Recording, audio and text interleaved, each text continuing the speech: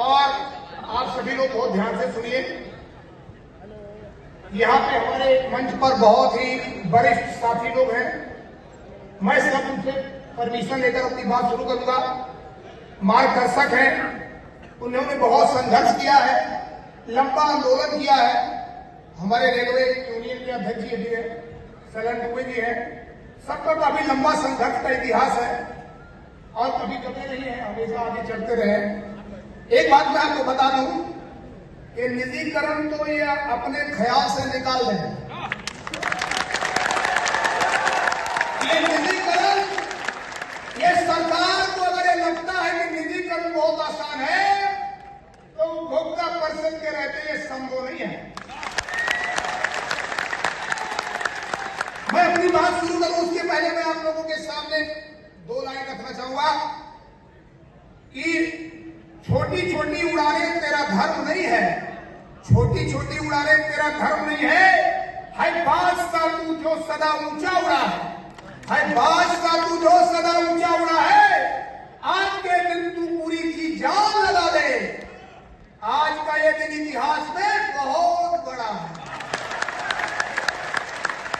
आज का दिन इतिहास में बहुत बड़ा है। पूरे देश में कभी भी ऐसा महाकुंभ नहीं हुआ जिसमें किसान, उपभोक्ता और कार्मिक एक मंच पर आकर सरकार के संवैधानिक निर्णय के खिलाफ और पार की लड़ाई का ऐलान कर रहे हैं। हम सरकार को बनाते हैं और सरकार को उखाड़ने का हक भी हमारे पास रहता है। अगर ये तीनों एक साथ आ जाएंगे तो क्या होगा? देश में जनसैलाब उमड़ पड़ेगा और ये सरकारें अपने निर्णय को वापस लेकर और हाथ जोड़कर करेंगी हम पीछे जा रहे हैं, आप जो चाहते हैं वही करेंगे। एक बात मैं स्पष्ट कर देना चाहता हूं, उत्तर प्रदेश सरकार का यह निर्णय संवैधानिक है। उत्तर प्रदेश सरकार का यह निर्णय संवैधानिक है। अभी तक उपभोक्ता परिषद कह रहा था, संघर्ष समिति कह रहा था, और जब इस निर्णय को इन्होंने विद्युत नियामक आयोग में भेजा कि हमें इस पर कंसल्टेशन एंड कमेंट चाहिए, तो विद्युत नियामक आयोग ने एक पन्ना नहीं पूरे 25 पन्ने में लिखा यह संवैधानिक नहीं, बहुत बड़ा संवैधानिक। इसके बाद उत्तर प्रदेश सरकार को यह मान लेना चाहिए ये निजीकरण का एजेंडा नहीं है, भ्रष्टाचार का एजेंडा है। अगर भ्रष्टाचार का एजेंडा है तो क्या होना चाहिए? सीबीआई जांच होना चाहिए, इनको अंदर जाना चाहिए, पहले पावर कॉर्पोरेशन प्रबंधन को हथकड़ी लगना चाहिए, इसके बाद किसको हथकड़ी लगना चाहिए? गैस ब्रांडेड कंपनी जिस पर अमेरिका रेगुलेटर ने पेनाल्टी लगाया उस पर भी हथकड़ी लगना चाहिए। आज नहीं लगेगी तो मैं आपको वादा करता हूं इनको सबको हथकड़ी बिना लगवाए मैं चुप बैठा। कल मैंने ऊर्जा सेक्टर का एक आईएएस बोला मुझसे, ऊर्जा सेक्टर का कल एक आईएएस बोला मुझसे कि वर्मा जी आपको क्या लगता है निजीकरण कितने % हो सकता है? हमने कहा हमारे हिसाब से तो निजीकरण 0% नहीं हो सकता, निजीकरण होगा ही नहीं। ये अपने दिमाग से आप निकाल दीजिए। कानून का पहले किताब पढ़िए, ये बच्चों का खेल नहीं है निजीकरण। मैं बार बार कहता हूं ये बच्चों का खेल नहीं है निजीकरण। मैं आपको स्पष्ट कर देना चाहता हूं, बाबा साहब ने 1934 में इसीलिए कहा था कि बिजली हमेशा सरकारी क्षेत्र में रहना चाहिए। क्या रहना चाहिए? किसान का भला होगा, गरीब का भला होगा, मजदूर का भला होगा, कार्मिक का भला होगा और राज्य सरकारों का भी भला होगा। लेकिन वर्तमान में बैठी हुई सरकार और हमारे ऊर्जा मंत्री का निजीकरण फड़फड़ा रहा है, फड़फड़ा रहा है। उनको ये नहीं पता है जिस दिन ये आवाज फड़फड़ाने लग गई तो आपको मेज और कुर्सी के नीचे भी जगह नहीं मिलेगी। हम लोग इतिहास लिखने वाले लोग हैं, हम लोग आंदोलनकारी लोग हैं, संघर्ष करने वाले लोग हैं, बाबा साहब की संवैधानिक व्यवस्था को मानने वाले लोग हैं। हूं। आपने कहा निजीकरण होना चाहिए, हमने कहा निजीकरण नहीं होना चाहिए। क्यों नहीं होना चाहिए? आपने कहा 131 विद्युत अधिनियम की धारा 131, 132, 133 में होना चाहिए। हमने कहा कानून नहीं पढ़ा आपने। विद्युत अधिनियम 2003 में 131, 132, 133 ओनली वन टाइम, एक बार लागू हो सकती है। अब बिजली कंपनियों को लाइसेंस किसने दिया? रेगुलेटर ने। किस धारा में दिया? सेक्शन 14 में दिया। अब अगर सेक्शन 14 से आप हटेंगे तो सेक्शन 17 में जाएंगे। सेक्शन 17 में जाएंगे तो क्या लिखा है? पहले नियामक आयोग को सभी कुछ परिपाटी बताना पड़ेगा और नियामक आयोग ने क्यों बता दिया कि सब बेकार का एजेंडा है। इसका मतलब कि संवैधानिक रूप से, कानूनी रूप से हमारी जीत हो गई, केवल ऐलान बाकी है। और हमें पूरे अपने मुख्यमंत्री पर भरोसा है। हमको लगता है कि अब हमारे मुख्यमंत्री जी बहुत जल्दी कहने वाले हैं निजीकरण का एजेंडा भ्रष्टाचार को बढ़ावा देने वाला एजेंडा था, इसलिए इसको समाप्त करते हुए सीबीआई जांच का ऐलान किया और जो लोग भी दोषी थे उनके खिलाफ सख्त कार्रवाई की जाएगी। एक बात मैं स्पष्ट कर देना चाहता हूं कि दोनों बिजली कंपनियों की नेटवर्क कितनी है? 90,000 करोड़ है।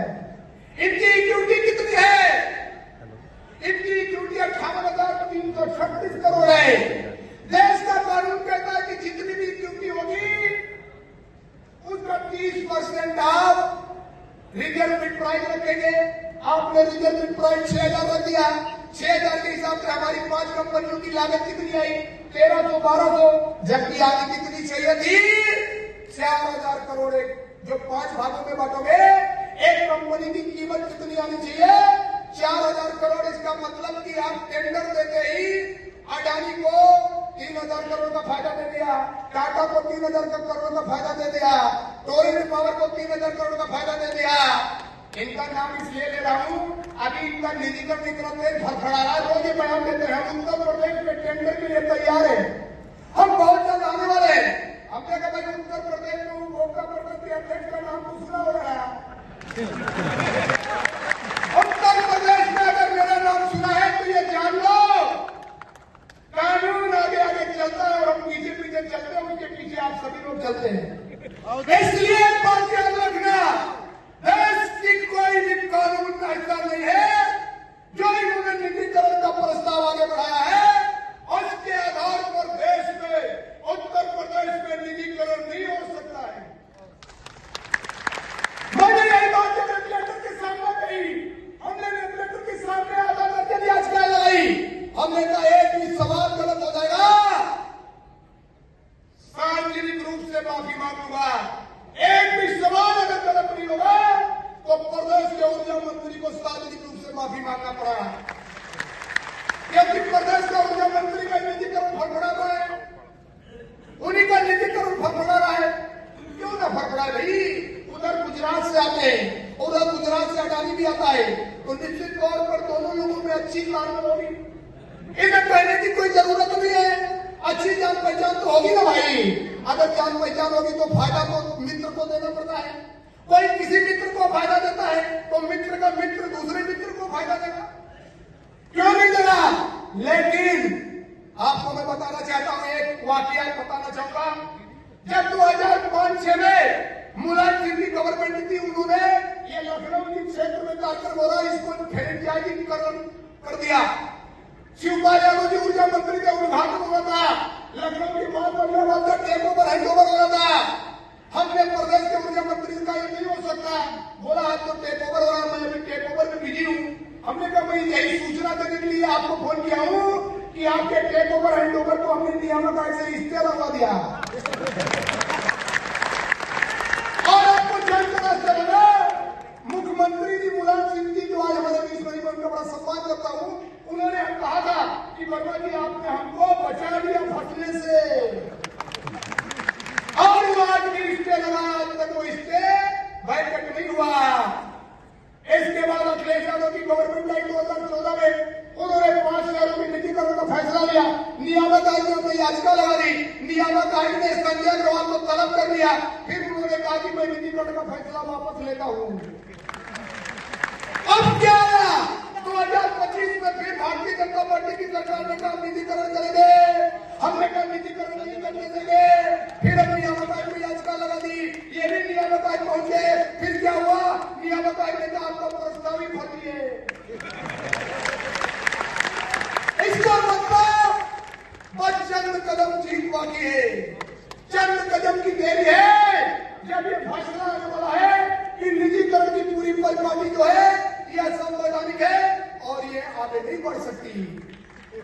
साथियों, आपने बहुत हमको सुना होगा, मैं ये भी नहीं चाहूंगा बहुत टाइम आप लोगों में बहुत वरिष्ठ लोग बैठे, लेकिन एक बात आप लोगों को स्पष्ट कर देना चाहता हूं। ये जिस ग्राम ग्रांटर को लेकर ये ग्राम ग्रांटर को लाए, बोले वर्मा जी देखो हमने कितना चेक किया, हमने कहा कानून का ज्ञान नहीं है, ये अमेरिका रेगुलेटर द्वारा इस पर पेनाल्टी लगाई गई है। बोला ऐसा तो हो नहीं सकता, हमने सत्यापित कापी दे दिया इसको। जब सत्यापित कापी दे दिया तो बोले कार्रवाई होगी, कार्रवाई तो नहीं कर पाए, लेकिन उसकी गोद में बैठ गए। हमने अभी कल ऊर्जा सेक्टर के एक आईएएस ने हमने कहा कि वर्मा जी हमारे कुछ अधिकारी बड़े डरे हुए हैं, आप कह रहे हो कि जेल जाओगे। हमने कहा मैं तो आपको भी कह रहा हूं, आप भी जेल जाओगे। अरे भाई अगर गलत काम करोगे, चोरी करोगे, डकैती करोगे तो बाबा साहब ने संविधान बनाया, उसमें तो जेल ही लिखा ना भाई, तो जेल तो जाना पड़ेगा ना भाई आपको। साथियों, मैं दो बात याद रखना, इस लड़ाई को बहुत दूर तक ले जाएंगे।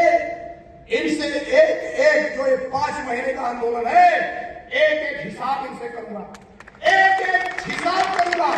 और एक बात बता दूं, मैंने तो कहा, मैंने तो जिस दिन नियामक आयोग ने अपना प्रस्ताव वापस किया, उस दिन मैंने नियामक आयोग में याचिका लगा के कहा कि मैं कंटेम्प्ट पिटीशन दाखिल करता हूं रेगुलेटर के खिलाफ, कि अगर रेगुलेटर के असंवैधानिक निर्णय को ओके करेगा, मैं सुप्रीम कोर्ट में कंटेम्प्ट में जाऊंगा। ये मेरी याचिका पकड़िए। हमने कहा आपको जब कानून का ज्ञान नहीं है, नियम का ज्ञान नहीं है, निजीकरण को क्यों आगे बढ़ा रहे हो? एक चीज मैं और अंत में रखना चाहूंगा, एक प्रस्ताव में मैं जोड़ना चाहूंगा।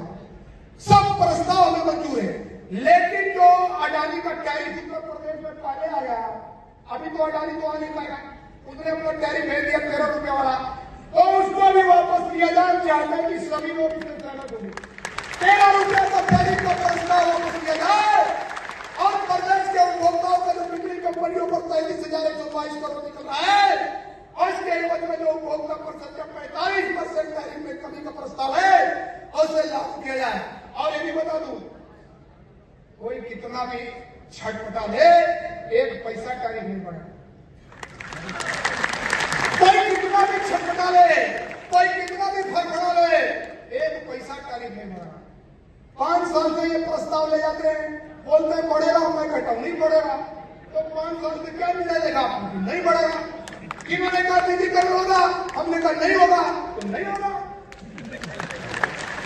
एक बार उत्तर प्रदेश सरकार के मंत्री ने कहा कि सरकार चाहती है कि निजीकरण हो, हमने कहा अवधेश कुमार वर्मा चाहता है निजीकरण ना हो, तो बोला सरकार बड़ी है कि आप बड़े हैं, हमने कहा हमको लगता हम बड़े हैं। बोला कैसे? अरे हमने तो मैं जनता हूं, हमने आपको सरकार बनाया है, तो जब हम सरकार में आपको बिठा सकते तो बड़े हैं। तो यही तो आपको समझा रहा हूं कि हम बड़े हैं, आप छोटे हो, हम कह रहे निजीकरण नहीं होगा तो निजीकरण नहीं होगा। ऐसा नहीं मानोगे तो वैसे मानोगे। प्रदेश की जनता को लाल के रूप में ले जाने नहीं दूंगा, प्रदेश की जनता को लाल के रूप में ले जाने नहीं दूंगा, और सरकार को 2027 में लाल के रूप में पहुंचा दूंगा। जल्दी समझ जाओगे तो ठीक है, जल्दी समझ जाओगे तो ठीक है, नहीं समझोगे तो हम लोग तैयार हो गए, हम रेजोल्यूशन भी पास कर लिए और हम लोग पूरी तरीके से आज ये अभी दुबे जी ने कहा संयुक्त रूप से जेल भरो आंदोलन, निश्चित तौर पर हम सभी लोग हितधारक हैं। अगर अडानी आएगा तो सबको दिक्कत होगी, इसलिए सभी हितधारकों को हमको जेल भरो आंदोलन करना पड़ेगा। देखिए, बिजली कारिंगों से हमारा रोज का रोज थोड़ा बहुत झगड़ा, ये घर में जैसा होता चलता रहता है, कभी भी नहीं ठीक हुआ, ये हम आपस में बैठ मिलकर निपटा लेंगे, लेकिन अडानी को स्वीकार नहीं करेंगे। इसलिए साथियों, मैं अंत में इतना ही कहना चाहूंगा, आप सभी लोग पूरी तैयारी के साथ बिगुल बजाते रहिए। बहुत जल्दी आप किसी दिन जब पेपरों में पता चलेगा उपभोक्ता परिषद जीत गया है और ये पावर कारपोरेशन हार गया है, और बहुत जल्द आपको सूचना मिलेगी। इन्हीं सब साथों के साथ जय भीम।